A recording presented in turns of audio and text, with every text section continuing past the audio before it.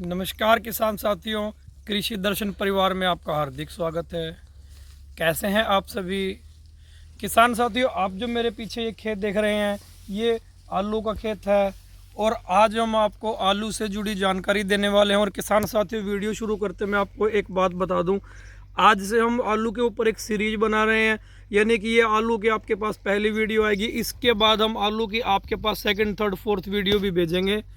तो किसान साथियों, आज हम आपको ये बताने वाले हैं कि आलू का खेत लगाने से पहले हमें किस प्रकार से खेत को तैयार करना चाहिए, किस तरह से उसको ट्रैक्टर के द्वारा किस किस विधि से निकाल कर उस खेत को किस तरह से तैयार करें कि वो खेत आलू जो है, आलू का खेत बढ़िया तैयार हो और इस खेत के अंदर जो है हमारी बढ़िया फसल आए, बढ़िया पैदावार हो और हमारे खेत को एक अच्छी उपज प्राप्त हो सके, जिस वजह से हम अच्छी जो है इनकम की तरफ बढ़ेंगे। तो किसान साथियों, बने रहें हमारे साथ। हम आपको आज बताएंगे कि किस किस प्रोसेस से गुजरकर हमारे खेत को निकलना पड़ता है, जिसके द्वारा हमारा आलू का खेत जो है वो तैयार होता है। तो किसान साथियों, अगर आप हमारे यूट्यूब चैनल पर नए हैं तो हमारे चैनल को सब्सक्राइब कीजिए और बेल आइकन को जरूर दबाएं। किसान साथियों, आप हमारे चैनल पर जुड़े रहें, वीडियो को स्किप मत कीजिए, नहीं तो आपको एक बढ़िया जानकारी मिलने से वंचित रहना पड़ेगा। किसान साथियों, जो धान का जीरी का हमारा खेत कटा हुआ है, उसके लिए स्पेशल हम आपको बता दें कि खेत को कंबाइन से कटवाने के बाद ट्रैक्टर और कटर लेके इसको इस तरह से काट दिया जाता है। इससे होता यह है कि ये जो फूस जिसे बोलते हैं, जिसे हम पराली बोलते हैं या इसे फसल के बचे हुए अवशेष बोलते हैं, इन अवशेषों को हम खेत में काट के और इस तरह से बंडल बना देंगे।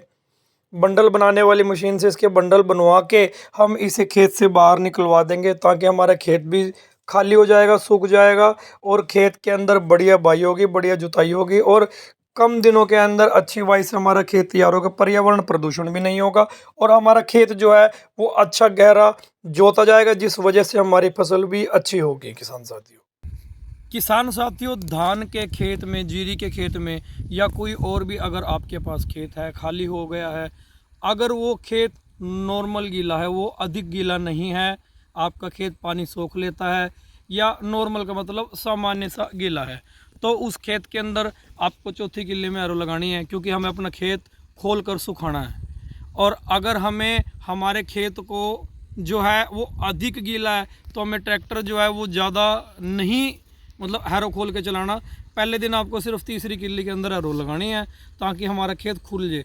जब तक हमारा आलू का खेत या किसी भी सब्जी का खेत हम तैयार करते हैं, जब तक वो खेत सूखेगा नहीं और वो खेत बुरबुरा नहीं बनेगा, उस खेत की गहराई नहीं बनेगी, तब तक वो सब्जी की जो है सब्जी के लायक। और आलू जो होता है ना, वो नीचे बैठता है, एक सब्जी हमारी ऊपर बैठती है, आलू जो हमारा नीचे बैठता है। तो हमें अधिक गहरे तक लेकर जाना है, हमें वो खेत जो है वो बढ़िया तरह से तैयार करना है। तो पहले दिन हम अपने खेत को जो है वो खोलेंगे, उसको बढ़िया तरह हवा लगने देंगे। हमें मौसम देखना है किस तरह का, अगर अच्छी धूप निकल रही है तो उसके बाद हम अगले दिन भी, या सुबह बाया तो हम शाम को अपने खेत की नमी देख लें कितनी कम हुई है।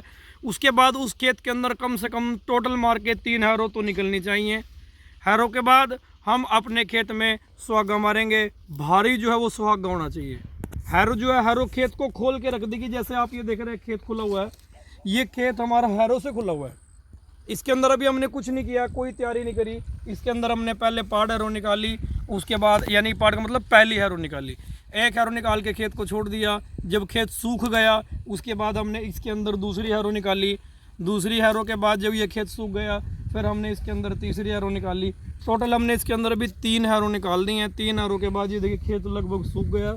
ये देखिए, ये थोड़ा रोसला खेत है, इसके अंदर थोड़ा मतलब रेतला खेत है, मतलब ये जो वो ज़्यादा गहरी इसके अंदर मिट्टी नहीं है, थोड़ा रेत है इसके अंदर, तो ये खेत जल्दी सूख गया। कुछ खेत हमारे ऐसे होते हैं जिसके अंदर ज़्यादा नमी रहती है, वो खेत हमारे बढ़िया पकड़ करते हैं, लेकिन उन खेतों की कमी ये रहती है कि उसके अंदर जो है वो हमें अधिक मेहनत करनी पड़ती है। तो किसान साथियों, 3 हैरो हमने पहले इसके अंदर निकाल दी।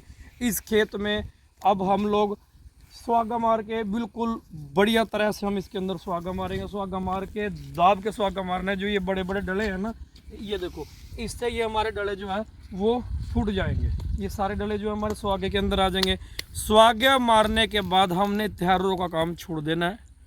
जो सामान्य सी बाई हम आपको वो बता रहे हैं, सामान्य से किस तरह से खेत तैयार कर सकते हैं हम।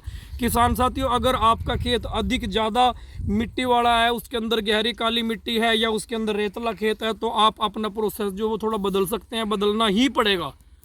ये हम आपको अपने खेतों की सामान्य सी बाई बता रहे हैं, हमने अपने खेतों के अंदर क्या कुछ किया है। तो 3 बार एरो निकालने के बाद आइए किसान साथियों हम बताते हैं कि सुहागा मारने के बाद खेत को किस तरह से। अब ये ऊपर से तो सूख गया, लेकिन ये खेत ना नीचे से अभी गीला है। तो हमारा खेत जब नीचे से गीला है तो हमने क्या करा, सुहागा मारने के बाद इसके अंदर हमने टिल्लर निकाला। टिल्लर को हमने इस तरह से तैयार करा कि बिल्कुल दाब के मार दिया। ये आपके पास जो है दोनों सैंपल है, हमने इस खेत को दाब के मार दिया। ये देखो किसान साथी, ये जो हमारे डले थे ना, ये देखो ये डला देखो, ये फूट गया, ये डला फूट गया। ये हमारे डले जो थे, ये देखो मिट्टी है ये इस टाइम, ये डला नहीं है क्योंकि हमने सुहागा मारा। सुहागा मारने के बाद ये देखो कितना गहरा टिल्लर हमने निकाला है। ये देखो आपको कम से कम इतना गहरा टिल्लर निकालना है। ये देखो कम से कम 2 फीट है ये, कम से कम अगर हम इसको तैयार करें खेत को, कम से कम ये 1.5 से 2 फीट की इसकी गहराई है। 1.5 फीट से कम तो है ही नहीं। तो हमने खेत की जितनी ज़्यादा गहराई करी, अगर इस खेत को आप कहीं से भी देख लोगे, ऐसे नहीं कि साइड में टिल्लर निकला हुआ है तो साइड में ज़्यादा गहरा है।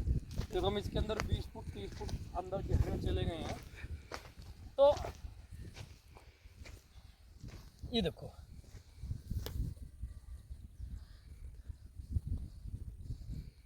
ये देखो जितना आप देखोगे ना, जितना आप मारोगे, ये देखो उतना गहरा ये खेत होता चला जाएगा।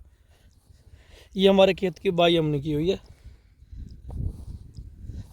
तो इस खेत को हमने अधिक से अधिक ब्रीक करना है और अधिक से अधिक हमने इसकी गहराई रखनी है।